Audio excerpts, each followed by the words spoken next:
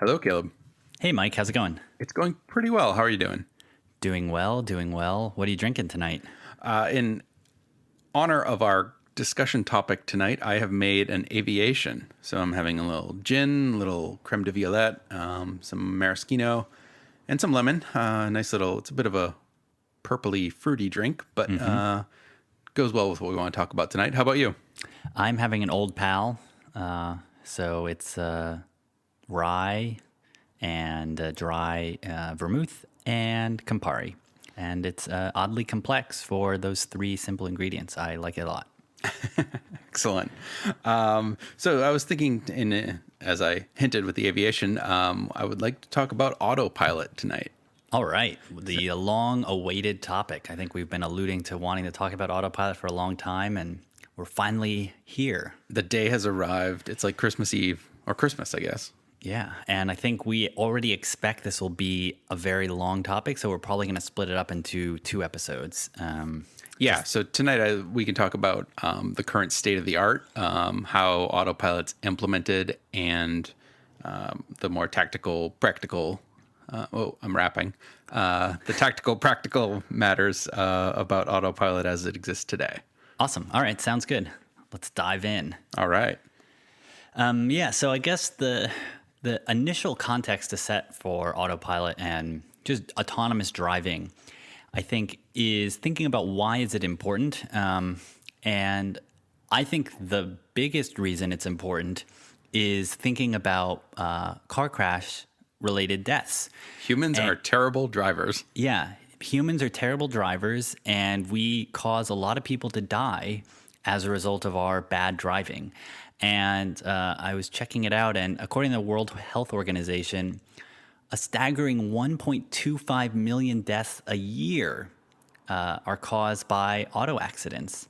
And so, to put that in context, that's someone dying every 25 seconds due to an automobile causing a death. And that's just death. That's not like maimings and injuries.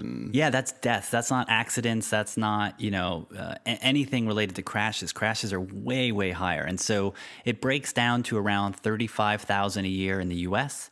But in other countries like China, it's 250,000 deaths a year. In India, it's 240,000 deaths a year. And so it's one of the top killers of people around the world, more than war, more than terrorism, more than breast cancer, more than suicide.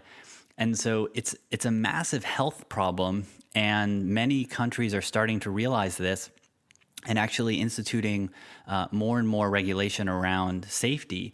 But a lot of the low-hanging fruit, as it were, has been picked around seat belts being the biggest innovation in automobile safety, and then much stricter regulation around the actual safety of the vehicle and protecting the occupants. But over half of the deaths related to vehicles are not people inside the car, but actually pedestrians, bicyclists, and then other people in other vehicles and motorcyclists as well. So as much as we make the cars themselves safer for the occupants, which we've done a really good job at over the past 100 years of trying to improve safety of occupancy, but it's actually people running into other things and people, and unfortunately, the effects of that.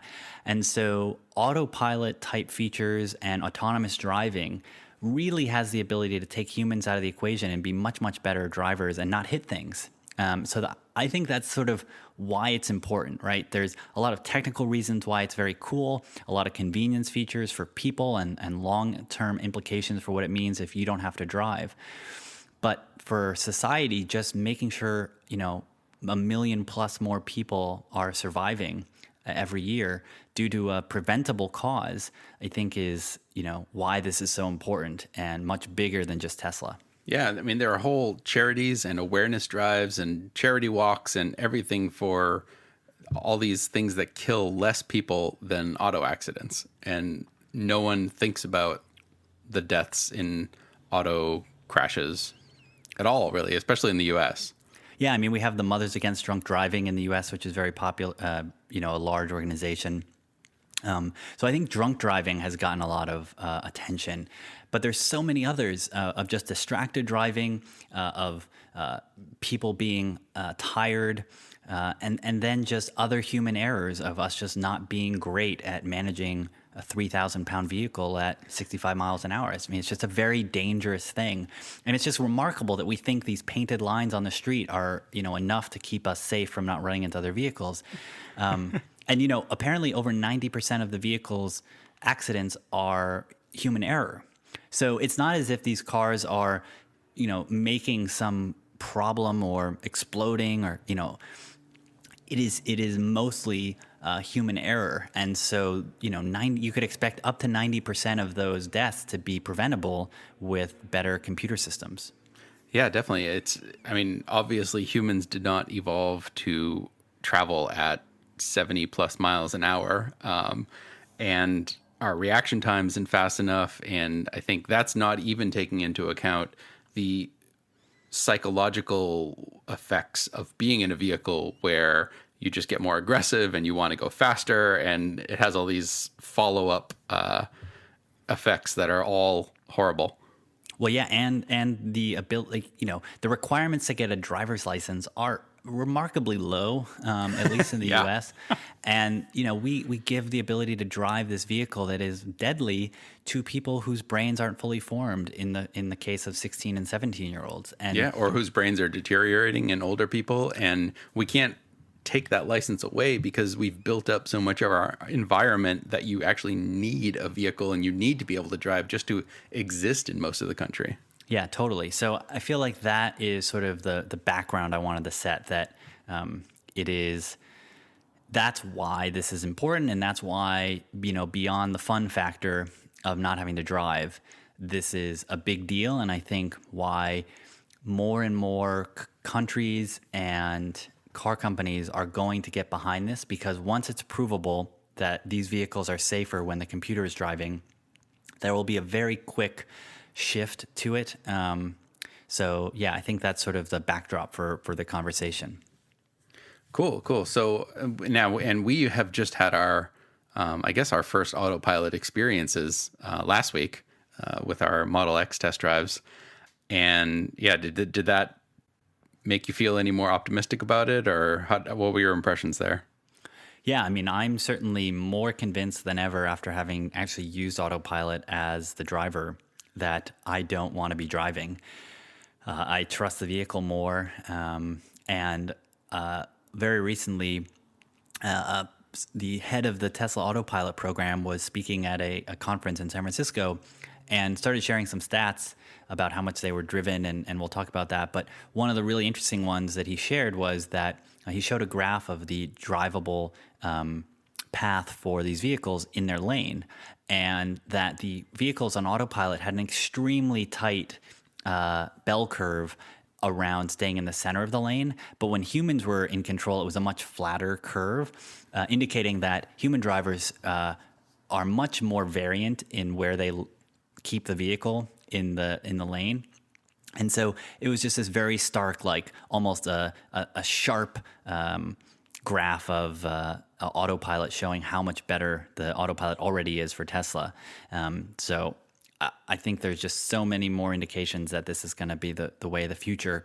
And we're only in, a year and a half out from this even being publicly available, and only one real major automaker, and you could say Tesla's a minor automaker, utilizing this technology. So we are super early, and it already has benefits, and that's just a really unusual case for technology to be so early in its sort of exposure to real people, and already so clearly a win. Yeah. I mean, I think future historians are going to look back at this automotive era, and they're going to think about it similar to how we look back and think on bloodlettings and human sacrifices and other weird things that seemed okay at the time, and now just make you wonder what these people were thinking. Yeah, I mean, the idea that it seems very obvious to me that you would be able to tell someone in 100 years that you let people drive vehicles that were 3,000 or 4,000 pounds, that were 16 years old, and there was no computer oversight. I mean, it sounds extremely dangerous and unfortunately, it is extremely dangerous. We've just become accustomed to that danger and the risk because it's so critical to our daily lives. But if it weren't that way, I think we would be pretty appalled seeing the state of affairs as it exists today. So I think the other interesting piece about all of this is that there are multiple levels of autonomy, and it's actually been codified by at least the U.S. government into different levels. So there's 5 levels, and so level 0 is the lowest. Clearly, this was done by programmers if it starts at level 0. Yeah, most people would expect 1, but it's 0. And so 0 is, the driver's in complete control of everything. And that would be sort of thinking about a car from, the birth of vehicles. There's no electronics at all. Level 1 is that there's some level of computers involved. So electronic stability control, traction control. So things that we now take for granted as part of the vehicles are actually considered partly autonomous because the vehicles are doing something on our behalf of automatic ABS or some of these activities, but it's just very limited. And many vehicles today have that totally standard where, 30, 40 years ago, that was not the case. Level 2 is sort of where we are now with Tesla. And it basically means controlling a few functions. So adaptive cruise control or lane centering is in level 2.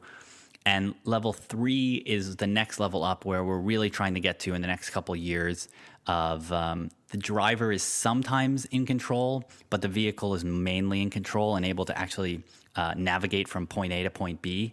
And then level 4 is the final nirvana level of the vehicle is completely in control. The passenger, there don't have to be anyone driving. You could be fully asleep. The car doesn't need people inside of it, and it is completely in control. So the full Johnny Cab. The full Johnny Cab, and so that's sort of where we want to get to. And so, in thinking about where we came from, Tesla, in terms of Tesla, Tesla has this concept of autopilot.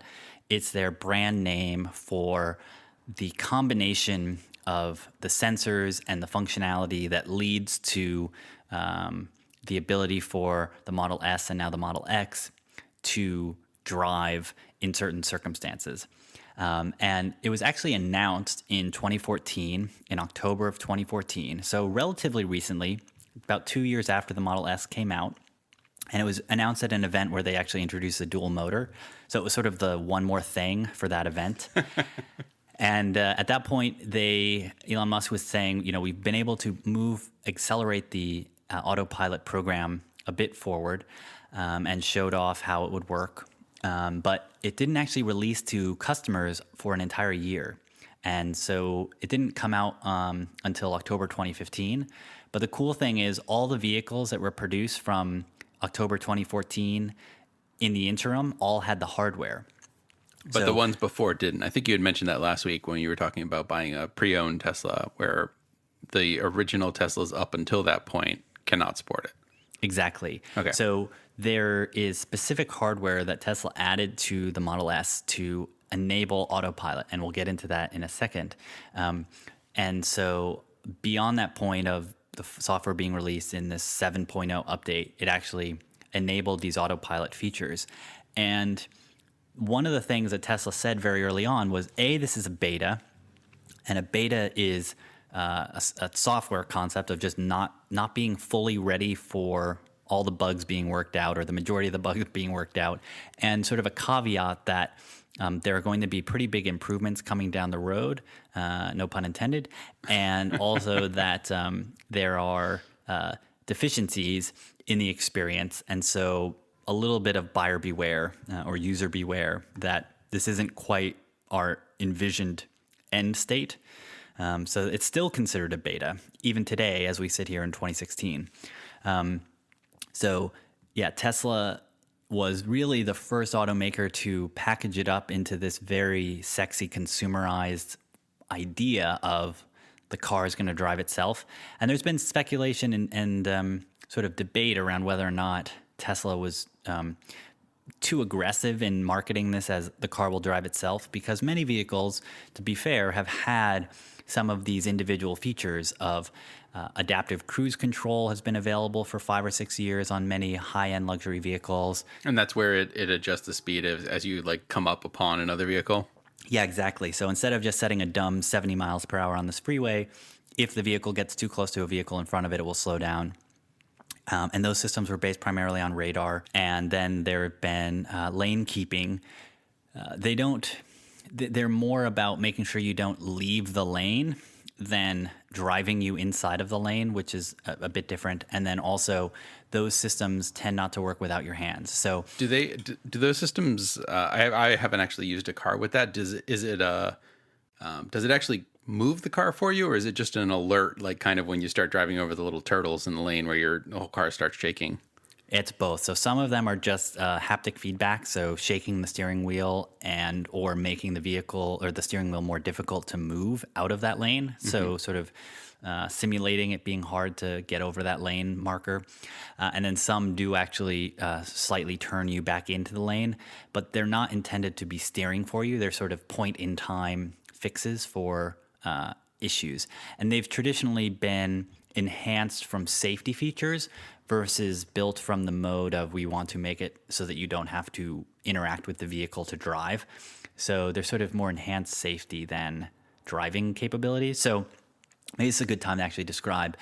The current autopilot allows Model S and X to steer within a lane, to change lanes with just adjusting the turn signal, which we talked about last time, managing your speed with the adaptive cruise control, being able to go all the way down to 0 and resume without you interacting with the brake or accelerator, as well as automatic parking in parallel parking spots, and most recently being able to summon your vehicle from a parking spot. So if your car is parked in a very tight garage or in a parking spot where you can't open the driver's side door, you can actually press a button on your key fob or the app, and the car will move without you inside of it, forward and backwards.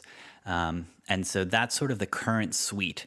But Tesla has already described that, and Elon Musk talks about a lot, that he expects within 2 to 3 years we will have fully autonomous vehicles, and has talked about the idea of being in New York and summoning your car from Los Angeles.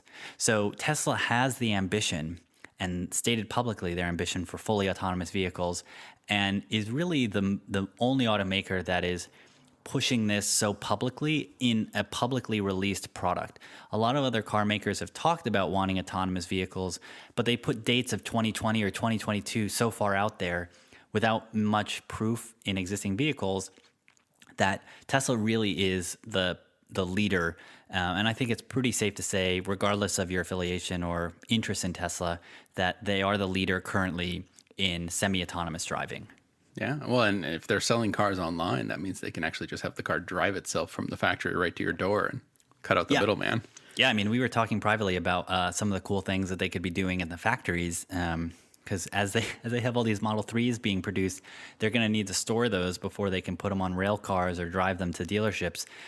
So having those self-park themselves and be able to move out would be quite a nice little efficiency boost for Tesla, where all these other car makers need people to drive those cars into the parking lots on the factory. Yeah, it's like a movie where like a lost dog makes its way across the country to get its way back to its family. Homeward Bound style. Yeah, exactly. So to enable all of this, as we alluded to just a second ago, there is specific hardware that's added to the vehicles. And one of the general principles of autonomous driving, as you can imagine, is you want to make sure the vehicle, even if one thing goes wrong, it won't crash, both the software as well as the vehicle. And so that means you need some redundancy. And so right now, the vehicles have a forward radar, and so that can look very far down the road and detect solid objects. So other vehicles ahead of you and solid objects that might be in the way, like a wall or something. They also have a forward-looking camera that's actually mounted in the rearview mirror, looking out the windscreen. So like we talked about last time, it actually it benefits from the windscreen, windshield wipers, keeping the view of that camera clearer than if it were mounted on the outside and debris and things were getting its way. And then so that's helping you see forward and making sure you're not going to run into other vehicles, and understanding where the lanes are and seeing the lane markings, because the camera can see those textures of lane markings. And then imagine there's 12 ultrasonic sensors all around the vehicle, and those can sense both hard objects and soft objects like people. And so that creates this cocoon of a few feet around the vehicle. So they're not very long range, they're pretty short range. But those help with detecting if a vehicle's in your blind spot, or if someone's encroaching on you, or if there's a child nearby or behind you. And so those help with the side cocoon. It's interesting that blind spot is also a very human term, too. What is a blind spot to an autonomous vehicle? Exactly. I mean, that's the really cool thing, is like why I feel so much more confident already is the car can see 360 degrees. Like I can never see 360 degrees. And the other thing is, you think about it, as a human, we're looking forward or sideways, or, it's all these or options. We're not looking everywhere all the time. Right. And the car is sensing at millisecond levels, and we're not. And can sense distances in centimeters, and we can sense them in generally inches, maybe feet only, especially at high speeds. So, the sensing capabilities of the Tesla already, I would say, are clearly better than a human, for sure. Unfortunately, they're not quite good enough for full autonomy. Well, the eyes are there, but the brain isn't quite there yet. Well, actually, the eyes still aren't there. Okay. So there's going to be upgrades in the sensor suite. So Elon has said that the current sensor suite, so all those things I just described of how the car can see, essentially, are considered the sensor suite in Autopilot Hardware 1.0. And it's a Cyclops, though, right? It doesn't have binocular vision. That's correct. Yeah, it sees through one camera. So it's going to need. So it's a dim-witted Cyclops driving your car at the moment. Yeah, but unfortunately, or fortunately, smarter than most of the drivers of it. That there's going to be a hardware V2 that will be coming in the future, in the relatively near future, that will enable the fully autonomous driving capabilities. And one of the things that's important, as you just sort of alluded to, is there's both sensing, so what the car can actually notice. So what are the senses built into the vehicle? And then there's the software and the sort of policies around how the vehicle will interpret that data to then move around the physical world. And so sensing is actually, we have all the sensors we need technically designed and available to install in vehicles today.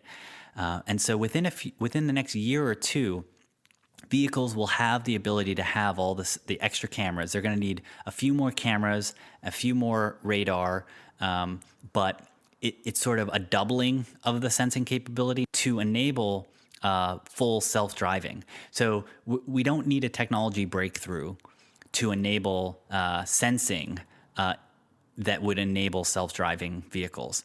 So that's the really cool thing is Tesla and the company that supplies a lot of the hardware and some of the software as well that helps the Tesla's autopilot work have already announced that for 2018, there are already 2 automakers that are going to be launching fully autonomous vehicles.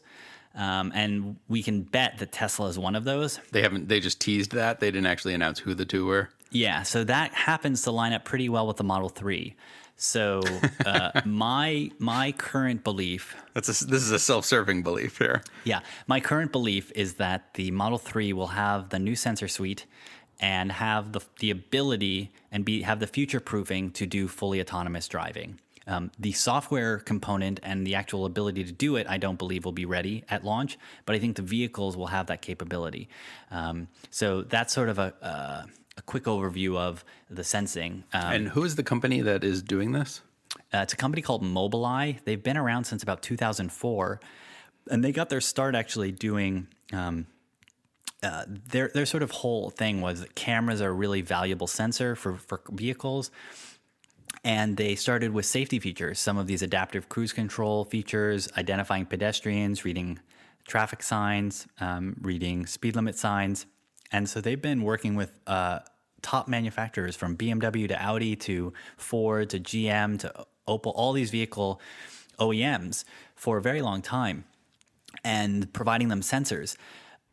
In listening to some of their conference calls and reading some of their investor decks, one of the challenges that they identify is that most automakers are not willing to spend money on these features, and adding any extra cost to a vehicle when you multiply it by 10 million vehicles becomes a very large expense. And so because many of these automakers haven't felt there's demand or have the software engineering teams to actually make use of many of these sensors, Mobileye sort of was this quiet behind the scenes manufacturer of these chips and sensors. And now that Tesla's come on the scene and just generally the software has started advancing, they become a much larger player, and the company's value has grown quite a lot. But they're the primary delivery of these sensors and some of the core software that even Tesla uses. Yeah. So they're essentially the Corning that was sitting there with their Gorilla Glass and making little things until Apple came along and put it on the iPhone. Yeah, exactly. I mean, like they've had these abilities, and they've been trying to convince automakers to put them in, and the automakers just kept deferring and demurring on it, and then Tesla came along and has really pushed it. And the Mobileye CEO has said that Tesla is really pushing the boundaries and the fastest OEM, because the other thing we've talked about in the past is that most automakers have a 6 to 10 year time horizon on any new vehicle program. So the 2020 Jeep Grand Cherokee is already pretty much done. And then when you think that that's going to be in service for probably 6 to 10 years after that, that creates a almost 2-decade-long technology lag. Yeah, replacing the fleet takes 40 years, and most cars are kept around for 12 years plus for useful life. So, yeah, I mean, the ability to have this actually impact, every vehicle is going to take a long time for sure.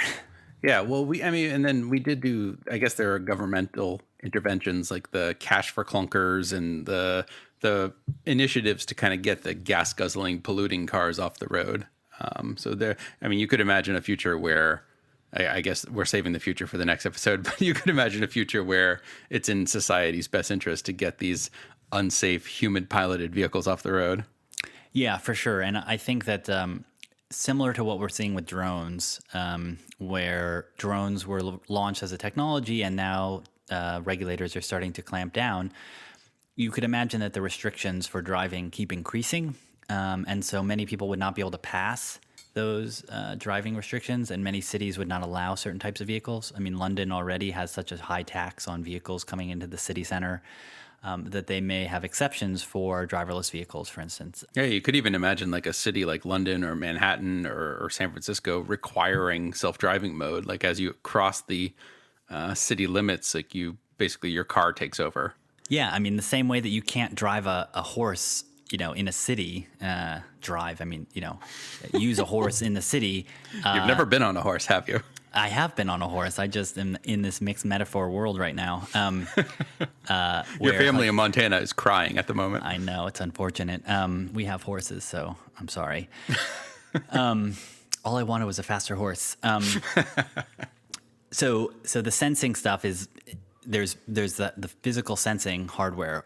But one of the other questions is, well, why can't you just do this with a internal combustion engine car? Right. Like, why is this related to electric vehicles?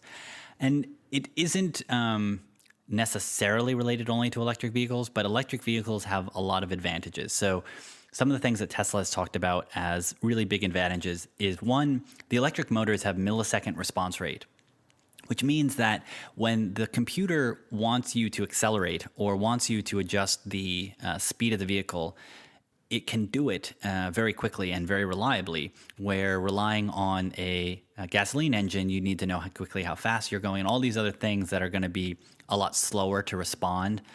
Also, the Tesla Model S already has electromechanical brakes, which is in comparison to vacuum assist brakes, which essentially just means that they can brake very fast and very reliably. So if your car tells you you need to brake right now very hard to avoid hitting something, the Tesla has a much faster response time. So, a human's response time is so slow that it doesn't matter with traditional vehicles. But for a computer, actually, the long lead time was the current set of brake systems and internal combustion engines are slower than the computer's response time. So they're kind of waiting on the car to slow down.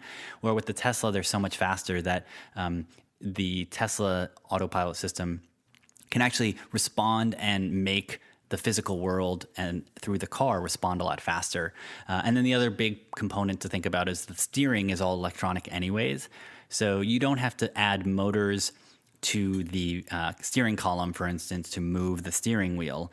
It's already electronically controlled. The steering wheel you use is really just this fake version of an input for driving. It's like a grown-up version of the little kids' toys where it's just a wheel that you're spinning.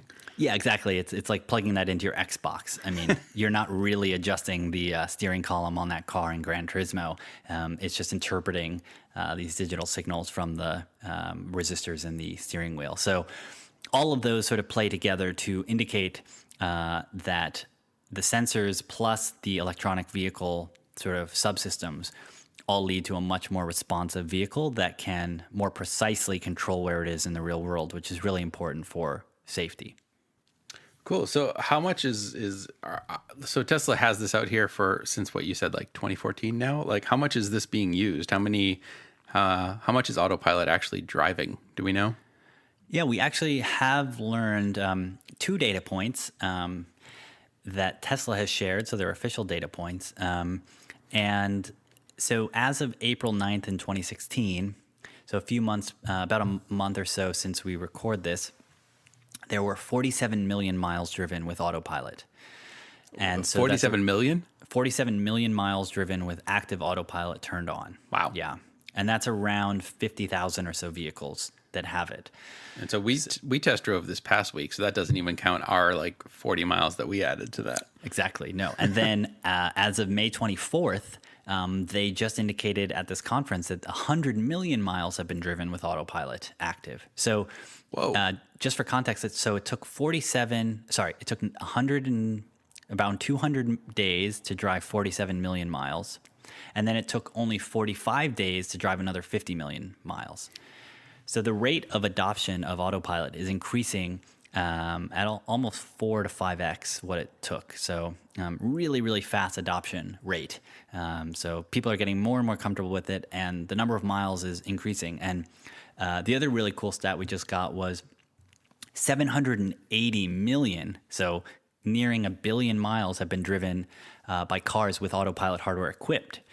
And what's interesting is that Tesla actually is monitoring those miles and using those to run simulations on future software, and both for bug fixes as well as collecting that data to build better maps of the world, as well as use that to then train their future systems that have yet to be released. Oh, so that means as you're driving around in your autopilot equipped Model S or Model X, you're actually training the Tesla system, the autopilot system, how to drive based on how you're driving.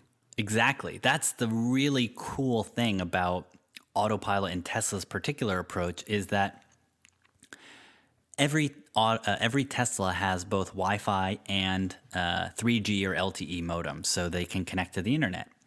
And so as you're driving around with an autopilot-enabled vehicle, you are sending telemetry data back to Tesla about the things you're doing. And they've even said that they notice when you're driving an autopilot and you turn autopilot off, that's a signal to their engineers to then take a look at what were the conditions right before that moment and right after that moment to understand why did you turn that off.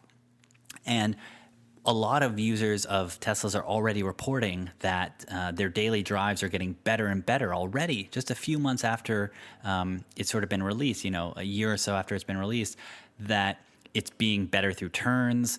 It's able to not try and lunge for exits as much, better able to deal with less accurate line paintings. And so, yeah, the Tesla system is learning from the human drivers that are going around all across the world and generating millions and millions of miles a day of driving. And all that data is being used by Tesla to improve their algorithms. And as we know, especially for these machine learning algorithms, more and more data, training data, is extremely valuable asset to improving the quality of the end simulation and then software that's used to make these real-time predictions. Right, because as you're driving around and your car is learning your route, it's actually increasing the intelligence of all the other vehicles as well. It's, I think they call it fleet learning, Yeah. where like, yeah, the instead of like one person learning something, it's like anything you learn, imagine everyone else learns it as well. Yeah, totally. And I think that's one of the sort of very difficult things to internalize as a human. This concept that every mile that's ever been driven by an autopilot vehicle is potentially available as a learning set for your car. And so what that means is, imagine there's 1,000 people driving around Connecticut, and they're driving 95 and all the different highways and level streets in Connecticut, and then you end up going to Connecticut.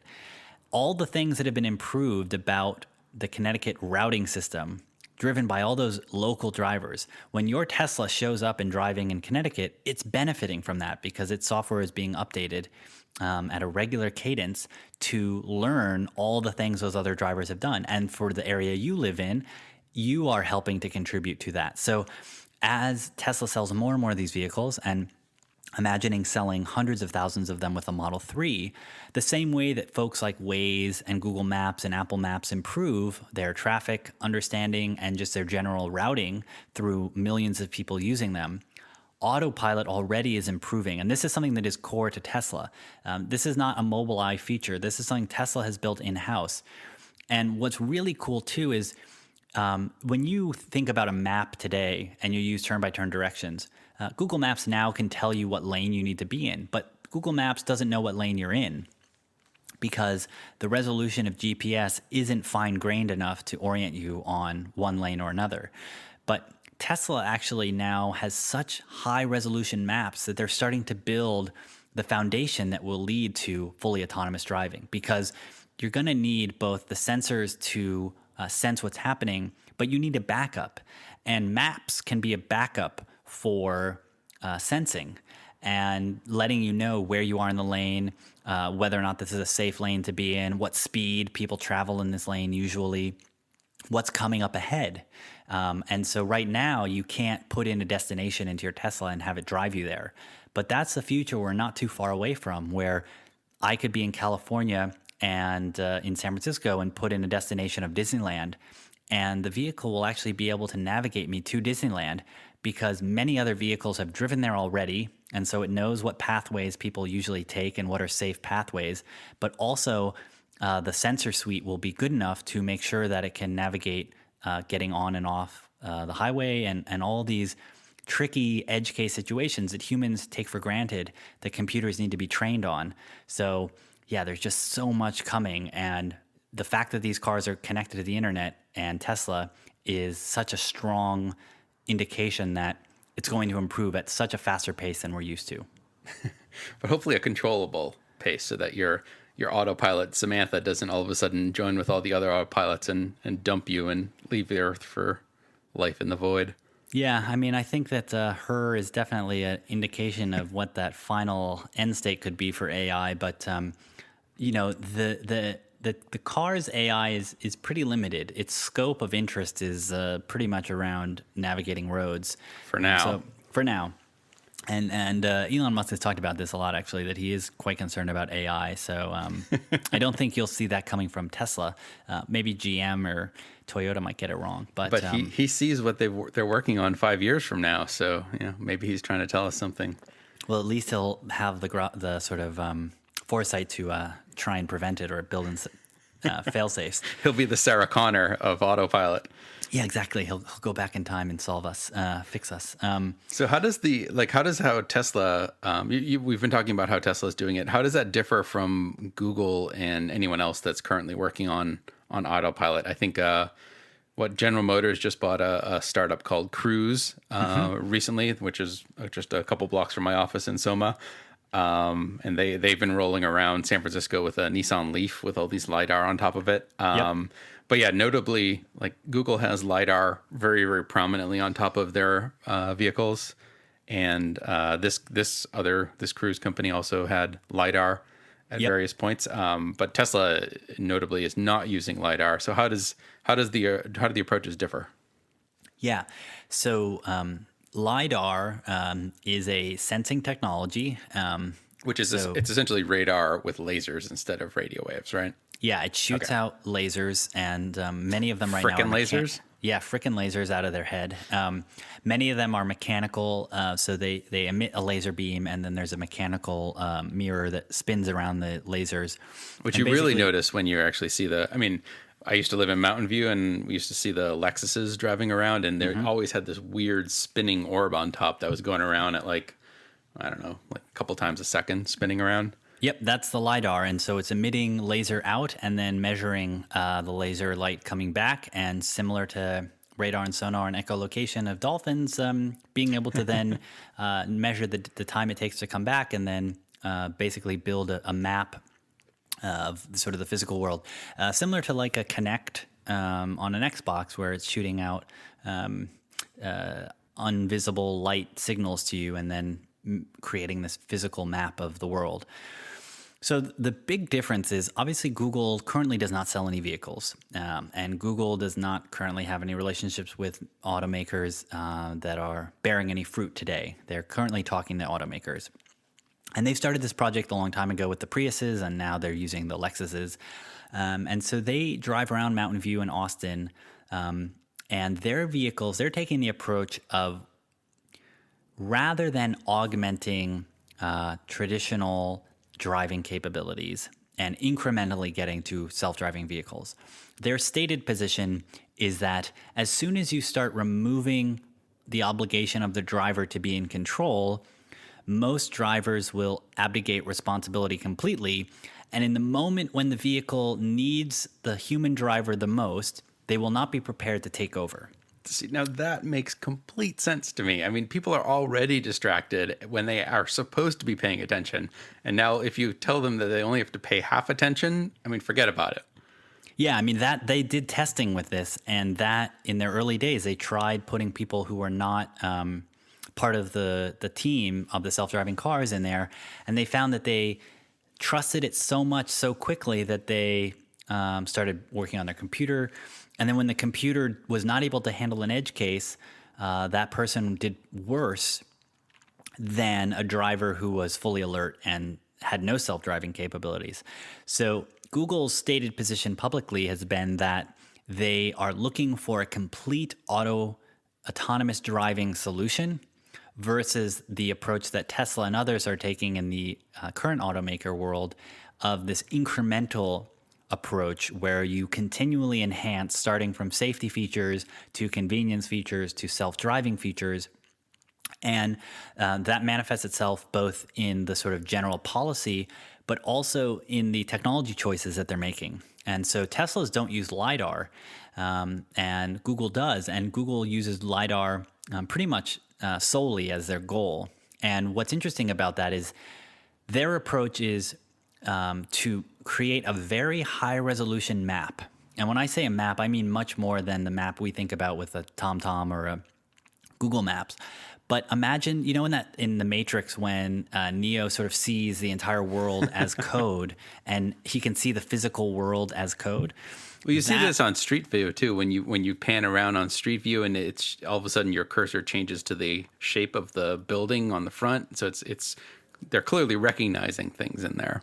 Yeah, and this is at the centimeter level. I mean, they can basically create this 3D model of the world with LiDAR. And so they've created this world of Mountain View and Austin, Texas, where they're testing. And so they've created these extremely high resolution maps that are three-dimensional. And so then the car, when it's actually driving, is measuring its three-dimensional world. And so if there are cars on the street now, those aren't in the map. And so they do a diff and they see, okay, now I can see there are actually vehicles here. I just need to make sure I don't hit those vehicles, and I also don't hit anything that's in the map. And so it's a much sort of dumber approach, where you don't need much sensing ability on the vehicle.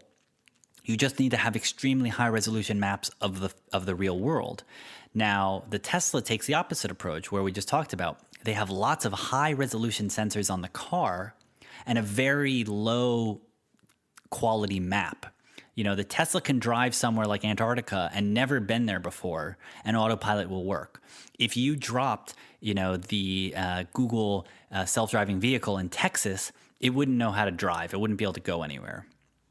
And so that's sort of the difference is Tesla is trying to build this approach of let the Tesla drive anywhere, and we'll build up from a small set of capability up until full driving. And Google is taking the approach of let's start with everything we need to figure out to do fully autonomous driving in a set location, and then later figure out how to scale that out to driving everywhere. And Cruise, as you brought up, used a similar approach where Cruise only worked in certain parts of California where they had created these very high resolution maps that then get downloaded to the vehicle. And so when you're driving, they can work. But if you were to take a Cruise vehicle and put it in a remote part of the US or overseas, it actually wouldn't be able to drive because it doesn't have enough resolution to make those decisions. Interesting. So it sounds like the Tesla, or in Tesla, that approach is more like replacing the actual human, where they can sort of have some local intelligence and drive in any environment based on what they've learned in the past. And the Google approach is more of what we would call like a strong AI approach, where you've listed out everything that you need to know, and based on your perfect knowledge, you can then move on in the world. Yeah, exactly. And there's different benefits to each, and they all want to get to the point where the car can drive itself completely. So I think it's ultimately good for society that there are different approaches to it and different companies taking different approaches. And obviously Google engineers are extremely smart. And so it isn't as if one is good or bad. They just have different intentions. And, the Teslas don't have LiDAR today. There's some very practical reasons around the cost. The rigs that Google uses are many tens of thousands of dollars. And so, the practicality of adding that to a Honda Civic, for instance, is, it would be more for the sensors than it is for the vehicle in total. So Tesla is much more concerned about the cost and this incremental ability to get to self-driving. But Tesla believes they'll be able to get to self-driving within a few years. And, they already are planning multiple years in advance. So I think they certainly have the ability to get there. And I think Google software is further from reality of regular people driving in it in the near term, 5 to 10 years. But beyond that approach may be better long term. So there's still a lot to shake out. It's not quite clear which approach will lead to the most success long term. In 50 years, which approach are we using? It's not clear. But the approach Tesla is on will lead to fully autonomous cars for sure. Cool. All right. So I think we covered a lot of the implementation or how it's currently implemented. And then I think we can save the follow-on implications for our environment and our society for the next episode. Is there anything else that you wanted to touch on in this one? I think that the only other piece is that this is going to happen, and for the past 100+ years, humans have had to be driving their vehicles completely.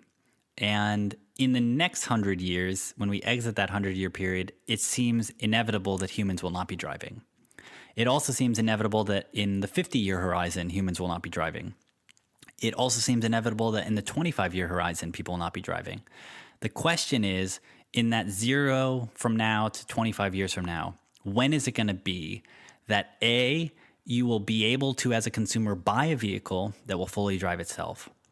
That B, the majority of vehicles will be self-driving, and C, that society will change as a result of self-driving being available.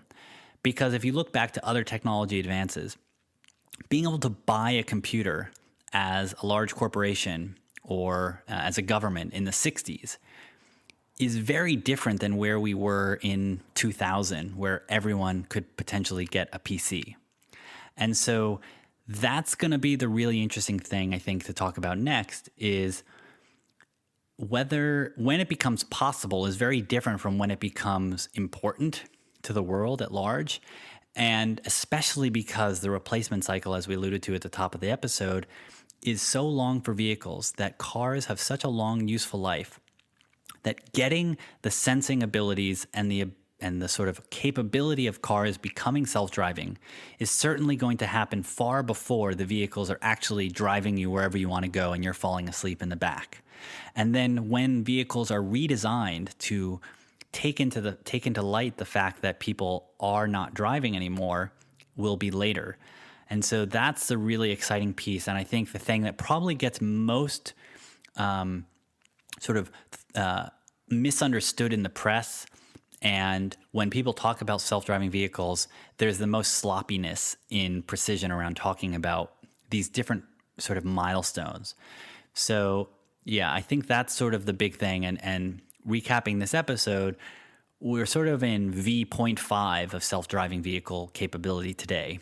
And within the next 2 to 3 years, the cars themselves will be able to do self-driving. They will have the hardware to do it. And then it's going to be up to both the software engineers and the policymakers to make that possible. But a car you buy in 2 or 3 years that you might own for the next decade, by the end of that decade, may be driving itself completely without you. And that's extremely close relative to the length of us having cars as a species. So I'm radically excited. Maybe you won't even own the car at that point.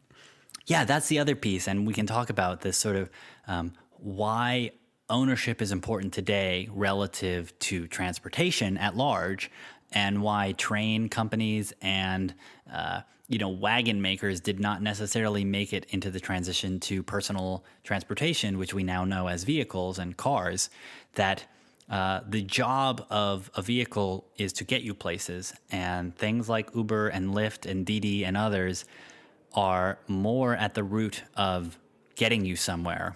And so I think that will certainly come up in the next discussion. Oh, that was an excellent teaser. All right, so let's bring it in for a parallel parking landing here. Yes, I tried too hard on that one. That's okay. If people want to complain about my terrible segues, where can they do so? Yep. So you can tweet at us at The Tesla Show on Twitter, and you can also post comments on our episodes that we post to the website at on teslashow.com or on Reddit r/The Tesla Show. So we're trying to be everywhere you want to be. Yeah, please reach out. I just recently learned last week that we have comments on our website. I didn't even know that. We do, and we have some folks leaving comments there. So we're trying to be agnostic about how we receive feedback. And if you like the show, please subscribe to us in iTunes or Overcast or your podcaster of choice. And if you really like us, write a review. That would be wonderful. That would be cool. As long as you're nice. Yeah, I hear a lot of people talking about they actually help, and I haven't found any concrete evidence that they do beyond just being nice to have more reviews. But I don't know that I've ever seen a review of a podcast before, so who knows? Yeah. So anyways, we'll be back next week with some more discussion of Autopilot. So if you have thoughts or things you want us to talk about in the upcoming week, leave us a note, and we will try and incorporate it into the next conversation. Yeah, week or weeks. I suspect we might bleed over into a third episode, so we'll see. That's true. We still have a long time till the Model 3 launches. Yeah, we've got like 50 episodes to fill. So yeah, please send feedback. Yeah. All right. Talk to you later, Mike. All right. Bye, Caleb.